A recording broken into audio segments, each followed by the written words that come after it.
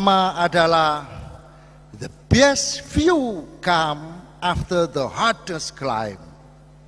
Pemandangan menakjubkan datang setelah pendakian yang melelahkan. The best view comes after the hardest climb. Artinya apa? Setelah saudara-saudara lulus di program magister, lulus di program doktor, telah merasakan betapa lelahnya, betapa sulitnya gitu, untuk menggapai cita-cita lulus di program magister dan di program doktor itu. Hari ini selamat, Anda semua sudah sukses, sudah bisa mengikuti yudisium di tahun 2020 ini.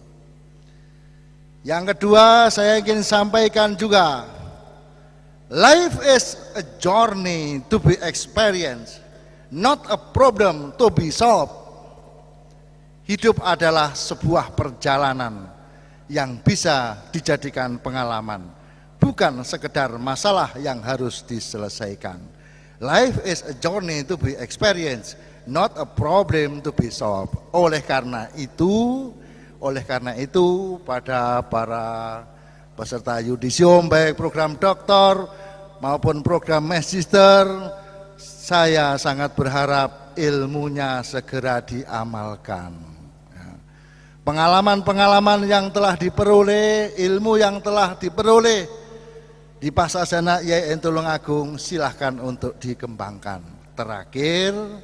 Terakhir saya berpesan, do something today that your future self will thank you for. Ini saya dipendelingi Pak Santo ini ya. Lakukan sesuatu hari ini yang mana kita akan berterima kasih padanya di masa depan nanti. Do something today that your future self will thank you for.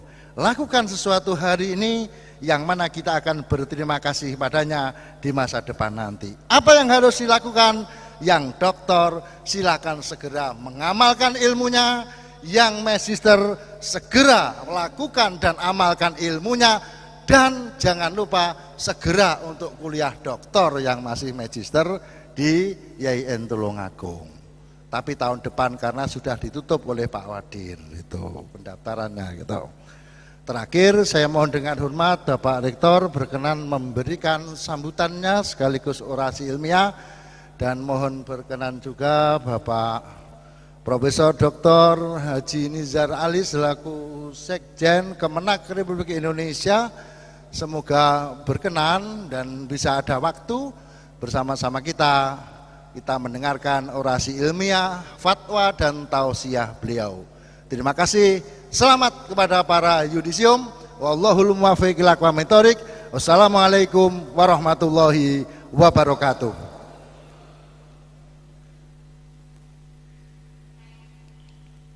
Sambutan Rektor Institut Agama Islam Negeri Tulungagung kepada yang terhormat Profesor Dr. Maftuhin Magister Agama, kami silakan.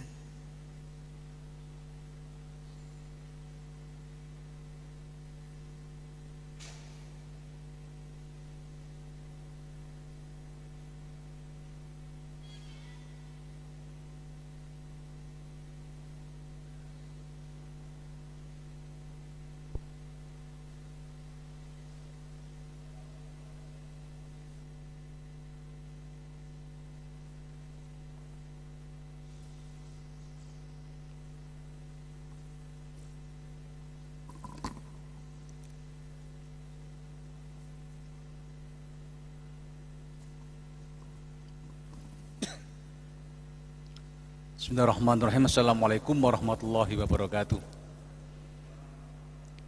Bismillahirrahmanirrahim. Wassalatu wassalamu ala Rasulillah wa ala alihi wa sahbihi wa mawalah. Amma ba'da, yang saya hormati para wakil rektor, para dekan di lingkungan YIN Tulungagung, Pak Direktur Pascasarjana Prof. Ahya, para Kaprodi, Pak Wadir dan seluruh pejabat di Pascasarjana. Syukur alhamdulillah pada pagi hari ini kita akan memulai wisuda tahun 2020 yang kemudian didahului sebagaimana biasa yudisium di masing-masing fakultas dan pasca sarjana. Karena itu yang pertama saya mengucapkan selamat kepada saudara-saudari, ibu bapak, mahasiswa, mahasiswi pasca sarjana yang Tulungagung, baik program magister maupun program doktor.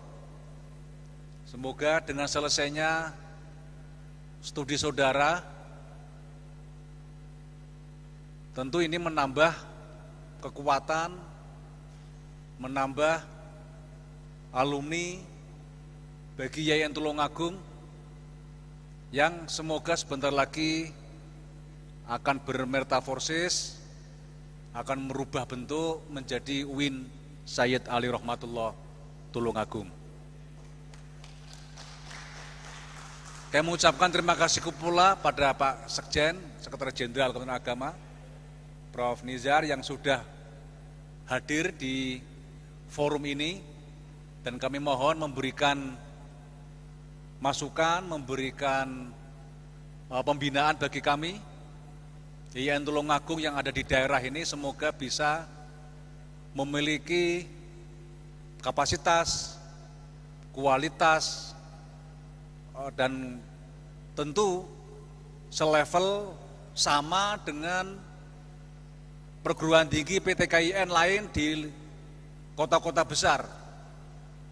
Dan insya Allah Yayan Tulungagung meskipun berada di wilayah yang kecil, insya Allah bisa menyamai, bahkan mungkin satu saat akan bisa melampaui dari PTKI yang ada di kota-kota besar di Indonesia.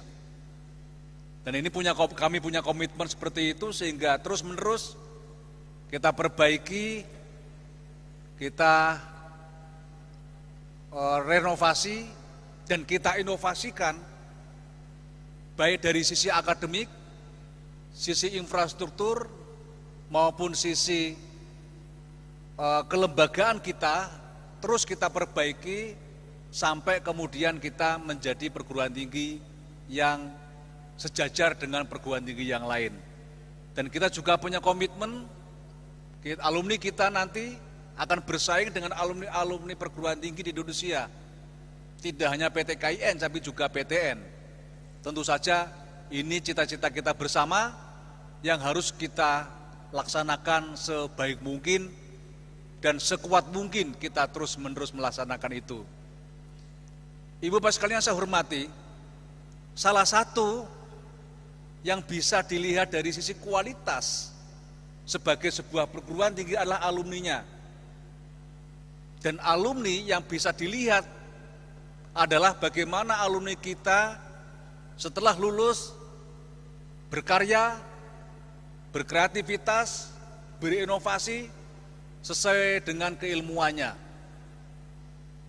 Maka kita bisa melihat kualitas alumni itu dilihat dari sisi kalau di pasca sarjana, dari sisi tesis ataupun dari sisi disertasi.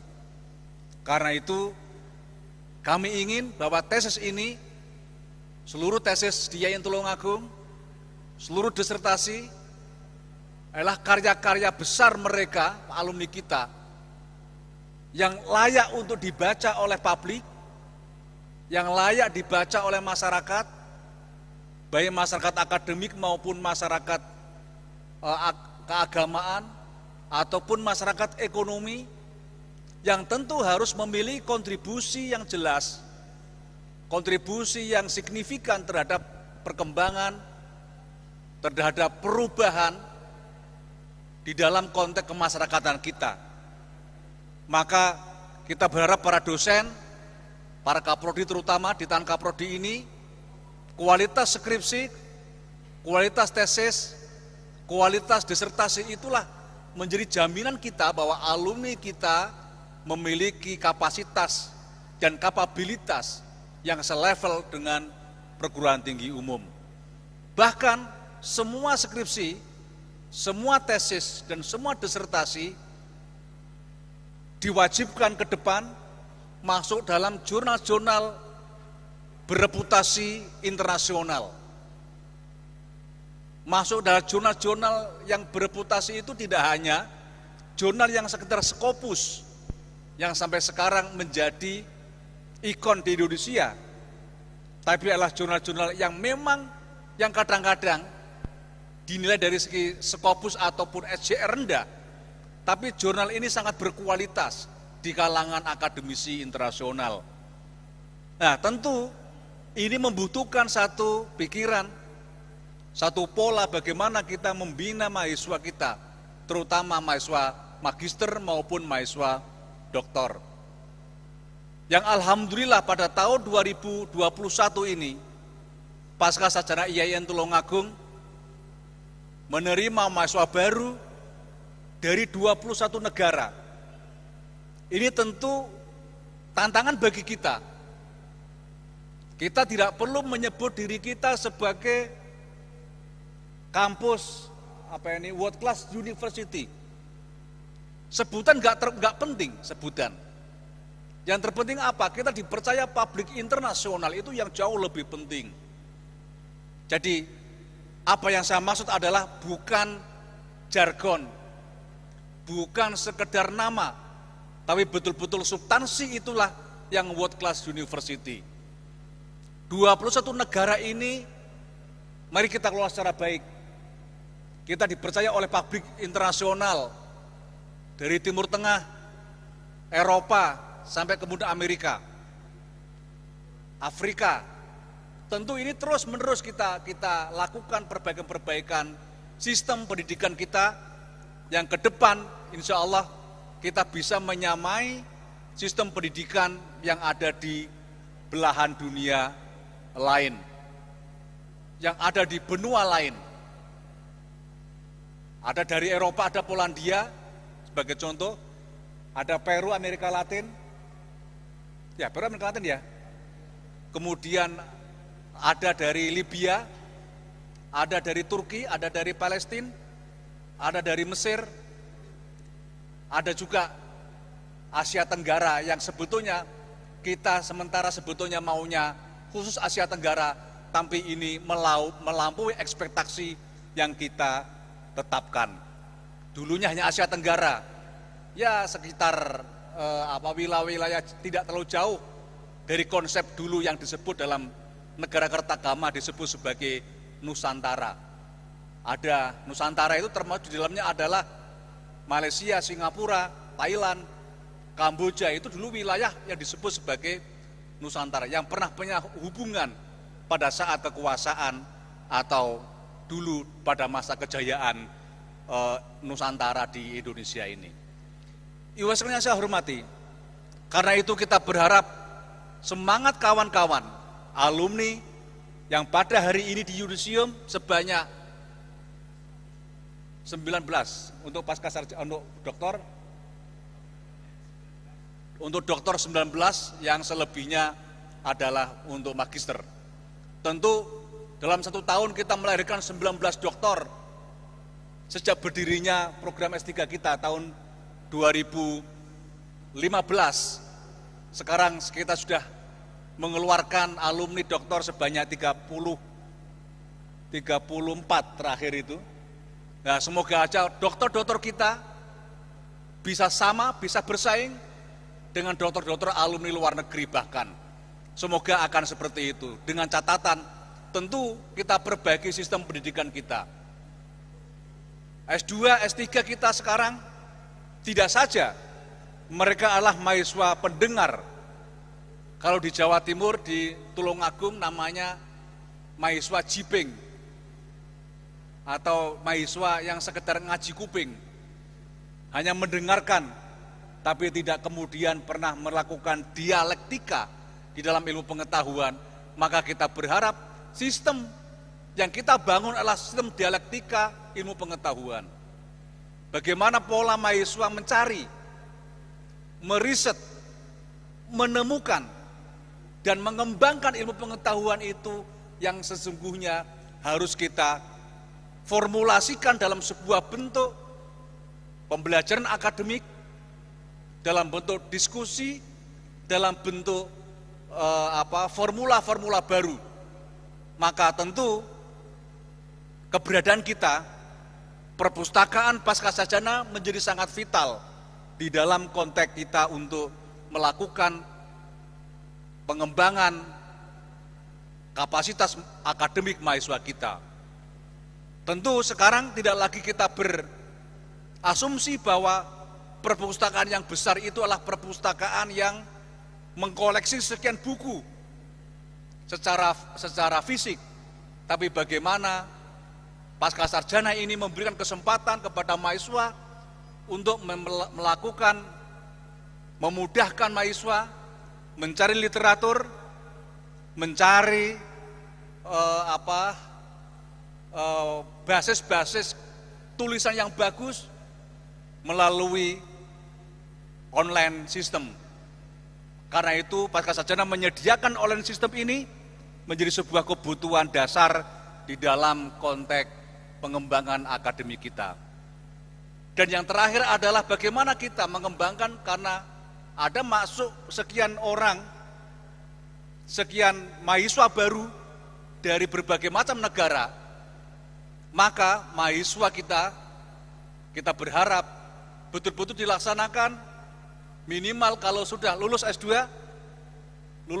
minimal 500 TOEFL-nya. 500 TOEFL dengan standar internasional yang diakui oleh internasional. Sehingga TOEFL kita yang 500 itu sama dengan ketika mahasiswa kita masuk ke luar negeri. Untuk doktor 550. Tentu kita harus terus membina mahasiswa kita secara sebaik mungkin, dan ke depan kita menjadi rujukan atau destinasi di dalam pengembangan akademik, di dalam pengembangan riset-riset yang berbasis pada pengembangan intelektual kita. Saudara sekalian saya hormati, maka tentu kita berharap betul bahwa dosen-dosen, para pengelola Pascasarjana ini, mulai dari direktur, wakil direktur, kaprodi, mereka bukanlah orang-orang yang terkungkung oleh administratif sistem, tapi mereka adalah orang-orang yang berbasis pada akademik sistem. Jadi kaprodi tugasnya bukan sekedar mengatur jadwal, bukan sekedar mengatur kapan ujiannya. Itu cukup nanti di TU saja sudah selesai. Tapi yang terpenting adalah bagaimana substansi tesisnya, bagaimana substansi disertasinya. Itu yang jauh lebih bermanfaat bagi Pascasarjana kita. Semoga ke depan kita terus meningkatkan bentuk pengembangan Pascasarjana kita. Pascasarjana S2 sudah berapa? 12 program studi. S2 berapa? 12. S2 12. Dan ke depan S2 ini semua program studinya sesuai dengan jumlah prodi di S1. Begitu S1 meluluskan, maka di S2 disediakan. Karena itu kita punya proyek bahwa dosen S1 yang cukup S2, hanya cukup S2 di S1 itu, maka kita mengharuskan, mewajibkan selama waktu 4 tahun, sambil masuk prodi baru di S1, 4 tahun semua dosennya wajib sudah doktor. Sehingga begitu ada lulusan S1 prodi apa, taruhlah prodi psikologi Islam, sudah meluluskan, sudah mewisuda, maka di S2 wajib ada S2-nya. Dengan catatan dosennya harus sudah doktor. Karena itu nanti tidak ada alasan lagi, apalagi yang ngelola di Pascasarjana, masih ada yang S2, ya terpaksa kita buang nanti. Baik itu kaprodi maupun sekprodi, kalau kok enggak kuliah di S3, nanti akan kita buang. Nah, ini enggak ada gunanya ini loh. Ini manusia-manusia pengganggu perkembangan. Padahal manusia yang suka mengganggu itu sama dengan setan katanya itu. Karena itu pengelola Pascasarjana yang belum doktor sama dengan setan. Setan harus kita buang. Tapi sekalian yang saya hormati, karena itu Terus kemudian mereka yang dokter yang lola S2 ataupun S3, maka harus jabatan akademiknya akan kita percepat menjadi profesor. Tidak sekedar letter kepala. Guru besar kita terus kita kejar. Sehingga nanti semua pengajar di pasca sarjana harus bergelar profesor pada saatnya. Pada saatnya. Kalau 5 tahun akan datang mungkin belum. Tapi setelah itu yang nggak profesor mohon maaf tidak boleh ngajar di S2. Tidak boleh ngajar di S3. Cukup sampai ngajar di S1. Kalau S1 juga nggak layak nanti akan kita bikin D1 saja. Kalau D1 saja nggak layak nanti kita akan kerjasama dengan Kementerian Agama, dengan Pak Sekjen untuk menjadi kepala KUA saja itu ya. Saya kira itu pesan saya dan kepada para alumni YIN Tulungagung Pasca Sarjana, terus kembangkan ilmunya, terus kreativitas ilmunya itu. Kami hanya bisa memberi, dosen-dosen kami hanya bisa memberi basic keilmuannya, pengembangan terserah saudara semuanya. Itu yang perlu saya sampaikan dan mohon maaf dan terima kasih terakhir. Ihdinas siratal mustaqim, wallahu a'lam bishawab, wallahul muwaffiq ila aqwamit thoriq. Wassalamualaikum warahmatullahi wabarakatuh. Acara selanjutnya, orasi ilmiah oleh Profesor Dr. Haji Nizar, Magister Agama, Sekretaris Jenderal Kementerian Agama Republik Indonesia. Kepada beliau kami silakan.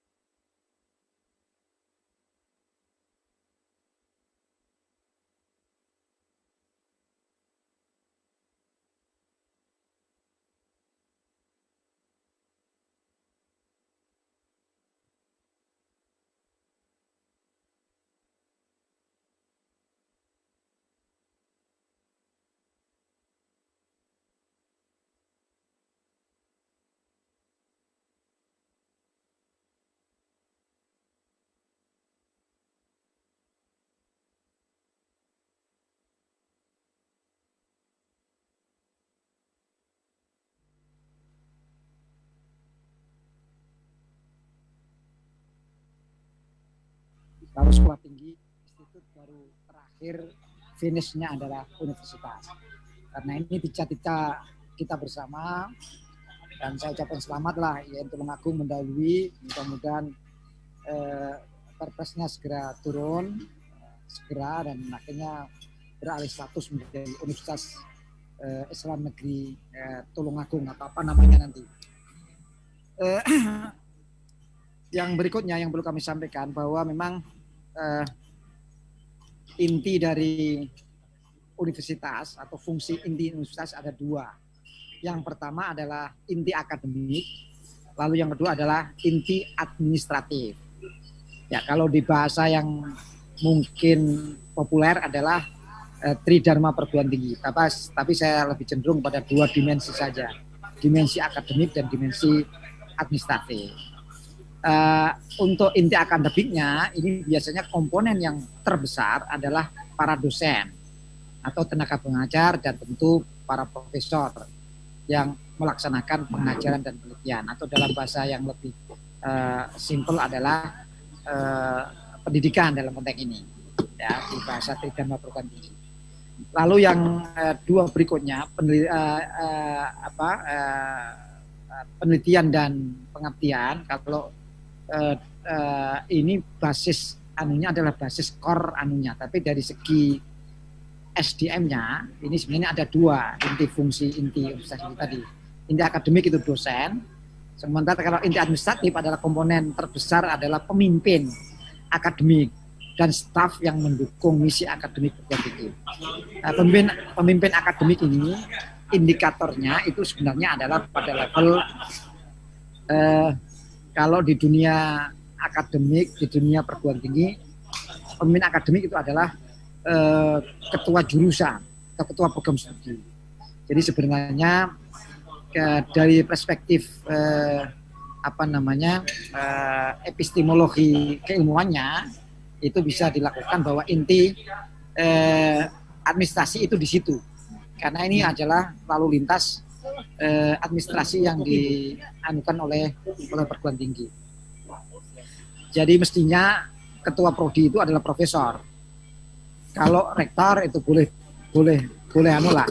magister, boleh doktor. Dan itu kan dikembangkan di perguruan tinggi umum kan. Jadi rektor universitas itu tidak harus profesor.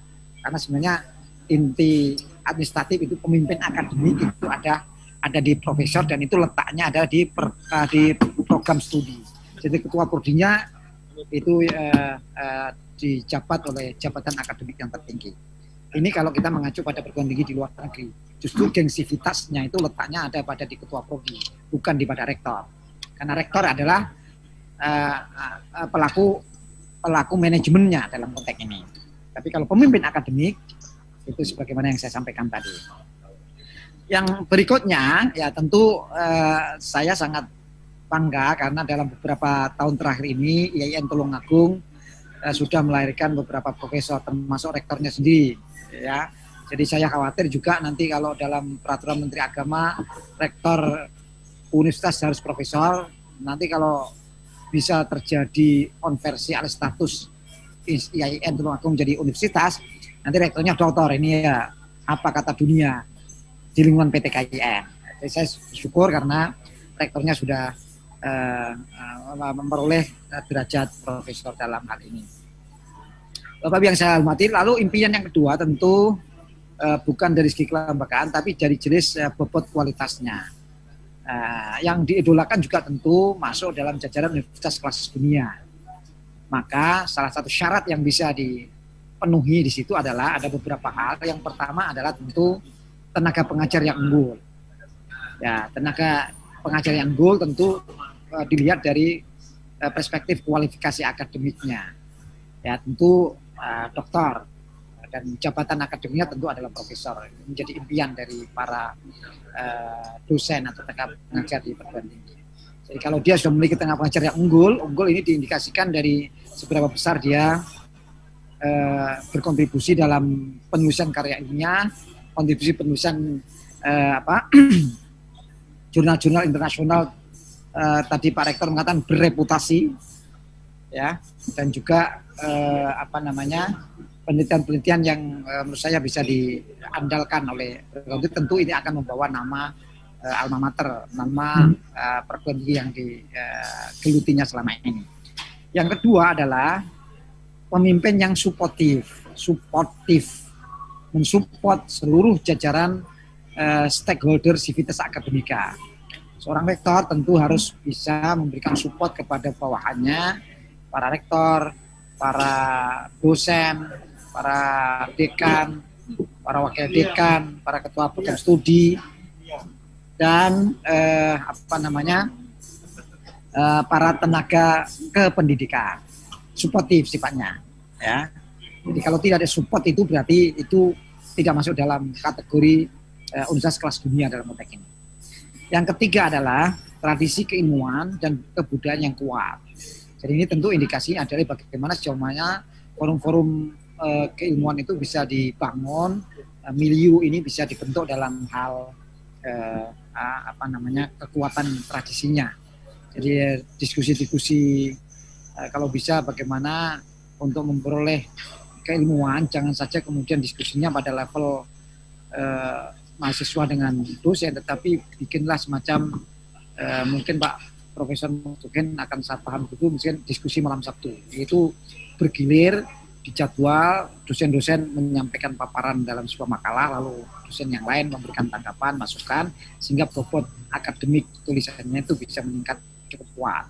Nah, ini bagaimana bisa membangun itu 1 minggu sekali, kemudian ada garansi bahwa pasca diskusi yang dipimpin langsung oleh tentu yang punya kualifikasi keilmuan yang mumpuni sebagai moderatornya, pasca revisi kemudian bisa dimasukkan dalam jurnal keilmuan bereputasi dalam konteks ini. Satu aja lah kalau sudah perguruan tinggi itu sudah luar biasa dalam konteks ini, apalagi bisa masuk kepada Scopus yang Q1 dalam hal ini. Masa YN Tulungagung kalah dengan YN Kudus dalam konteks ini yang jurnal Scopusnya bisa masuk pada Q1 dalam hal ini. Yang berikutnya adalah sistem keuangan yang kuat.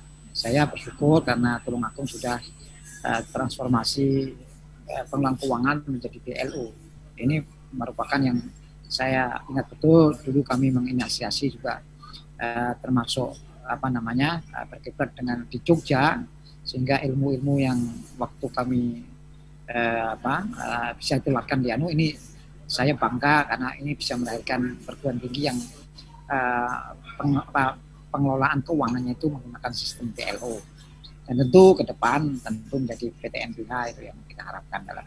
Jadi sistem keuangan yang kuat ini harus menjadi indikator wujudnya universitas kelas dunia. Yang berikutnya adalah sarpras yang memadai. Ya, dengan adanya SBSN, kemudian ada World Bank, ada Islamic Development Bank, tentu ini menambah daya dongkrak kualitas maupun kuantitas dari sarana prasarana, baik itu sarana prasarana pendidikan maupun sarana laboratorium yang menunjang keberhasilan pendidikan dalam konteks ini. Yang terakhir menurut saya adalah kurikulum yang baik. Barusan tadi jam 1 ada jam 1.30 ada launching dari Kementerian Pendidikan dan Kebudayaan tentang Merdeka Belajar. Ini untuk perguruan tinggi, saya nggak tahu apakah diikuti oleh berbarengan dengan acara ini. Jadi amanat Presiden dan juga Menteri mengatakan nanti kurikulum yang istilahnya adalah relaksasi kurikulum. Maksudnya adalah kemerdekaan dalam mahasiswa untuk memilih dan diberi hak porsi untuk mengambil sekitar 40 SKS di luar prodinya. Jadi misalkan Fakultas Tarbiyah program PAI, mahasiswanya diberi peluang untuk mengambil mata kuliah di luar PAI sesuai dengan minat dari mahasiswa. Itu yang disebut relaksasi kurikulum. Nah, ini kalau tidak diantisipasi oleh Warek 1, ini akan ketinggalan juga dalam konteks ini. Itu skup nasional, tentu nanti bisa mengembang skup ke internasional dalam konteks ini. Jadi relaksasi kurikulum menjadi sangat penting yang ini bisa diwujudkan dalam 3 semester paling tidak, ya 40 SKS ini, ya. Dan amanat Menteri Agama juga kalau bisa mengambil mata kuliah umum apabila nanti muncul universitas. Karena kita kuat di bidang agama tapi lemah di bidang umum, maka perlu untuk penguatan dimensi kurikulum umum dalam konteks ini. Itulah yang disebut dengan Merdeka Belajar. Bahkan ke depan bisa jadi di perguruan tinggi umum yang ada di IAIN Tulungagung, sekitarnya itu ada perguruan tinggi umum yang bonafit, berkualitas, bisa mengambil prodi di luar itu dengan melakukan MUU tentu dalam konteks ini. Ya harus ada kerjasama yang baik. Itu yang disebut dengan Merdeka Kuliah atau Merdeka Belajar dalam. Jadi itu impian yang kedua dari program ini. Maka karena itu kalau tidak ada 3 hal apabila kita mengarah kepada itu, diawali tentu dengan akreditasi program studi.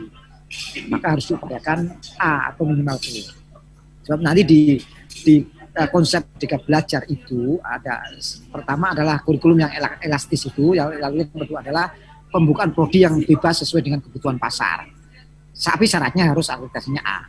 Itu boleh membuka program studi apapun sesuai dengan kebutuhan pasar. Ya, ini yang perlu. Yang ketiga adalah itu memberikan peluang pada mahasiswa untuk mengambil mata kuliah di luar program studinya. Yang pada hal ini tentu nanti muaranya pada akreditasi, dan saya rasa banyak dari IAIN Tulungagung yang menjadi asesor yang bisa mendampingi, memberikan pembinaan pada program studi untuk menyusun borang dengan sebaik-baiknya, dan juga tentu mengevaluasi kekurangan-kekurangan untuk menjadi penjaminan mutunya menjadi semakin baik dalam hal ini. Yang ketiga tadi sudah saya katakan di awal adalah menulis buku, jurnal, media, dan penelitian dalam konteks ini. Forum-forum ilmiah, forum akademik itu ditingkatkan porsinya, tentu dengan dukungan anggaran yang memadai. Ya, yang ketiga tadi kurikulum yang aktual ataupun yang berrelaksasi. Jadi itu saya rasa kalau ingin menjadi perguruan tinggi yang unggul ataupun memasuki kelas dunia. Jadi kalau nanti kelas dunia dalam konteks ini bisa mengaruh apakah menentukan research university atau world class university. Tentu world class ini bagian akhir kan yang mesti dihargai oleh pimpinan di IAIN. Nah, saya mengharapkan ini juga para mahasiswa yang diterima nanti dalam yudisium ini atau pasca menyelesaikan studi ini juga ikut berkontribusi. Ya, paling tidak alumninya itu harus mampu berkiprah dalam skala nasional. Karena ini bisa mengangkat derajat perguruan tinggi itu. Ya, jadi kalau misalkan ada representasi tokoh nasional yang itu pasti itu alumni mana? Oh, alumni yang Tulungagung tentu akan membawa grade naik ke dalam level yang lebih tinggi. Jadi alumni juga menjadi penting. Karena itu para mahasiswa ini tentu harus mampu memiliki biasa yang tinggi, jangan menganggap underdog. Dalam hal ini kita harus punya kemampuan percaya diri yang luar biasa untuk melakukan persaingan dalam skala yang lebih luas, dalam skala nasional, regional maupun internasional dalam konteks. Tentu dengan memperbanyak perangkat-perangkat yang harus dimiliki oleh kalian semua dalam konteks. Jadi saya rasa itu sedikit yang kami sampaikan, mudah-mudahan ada manfaatnya. Terima kasih Pak Rektor, Ketua Direktur Program Pasca Sarjana IAIN Tulungagung yang telah memberikan waktu kepada saya untuk menyapa kalian semua. Sekali lagi saya ucapkan selamat.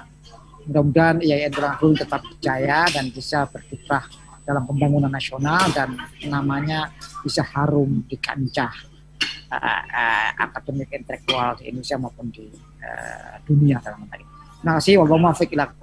Wassalamualaikum warahmatullahi wabarakatuh. Waalaikumsalam warahmatullahi wabarakatuh.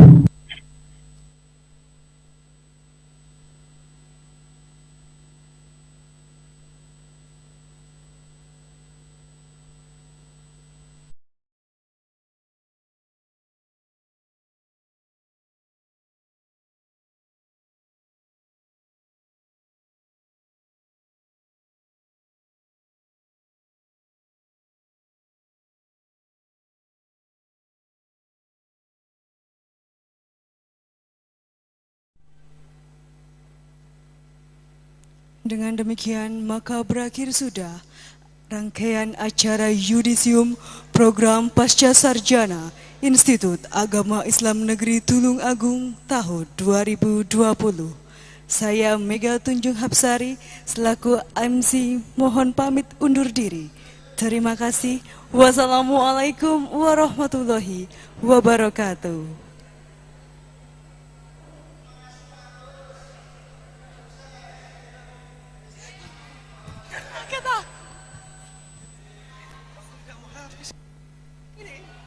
Diajak keluar mata